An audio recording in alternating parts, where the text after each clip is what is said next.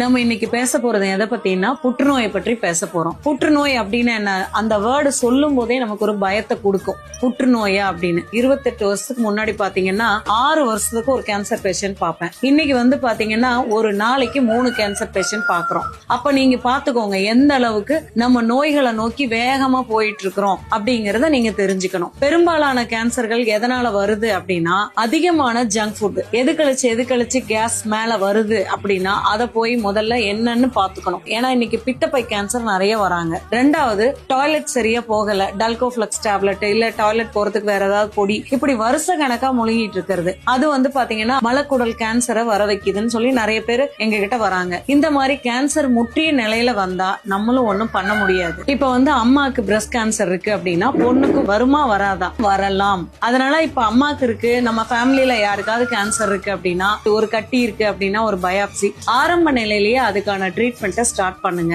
முற்றி போனா டாக்டருங்களும் ஒன்னும் பண்ண முடியாது, சித்தாவும் ஒன்னும் பண்ண முடியாது. கேன்சருக்கான உணவு என்னன்னா சர்க்கரை தான். அதை 100% நிறுத்துனீங்கன்னா அந்த கட்டி தானாவே செயலிழக்க ஆரம்பிக்கிறத நீங்க உங்க கண் கூட பாத்துக்கலாம். இதற்கான வைத்திய முறைகள் இருக்கா அப்படின்னா இருக்கு. ஆனா அதெல்லாம் ரொம்ப எக்ஸ்பென்சிவா இருக்கும். ஆரம்ப நிலை கேன்சருக்கு எங்க கிட்ட வரும்போது மேக்சிமம் 48 நாள் 260 நாள்ல நாங்க கிளியர் பண்ணி கொடுக்கிறோம்.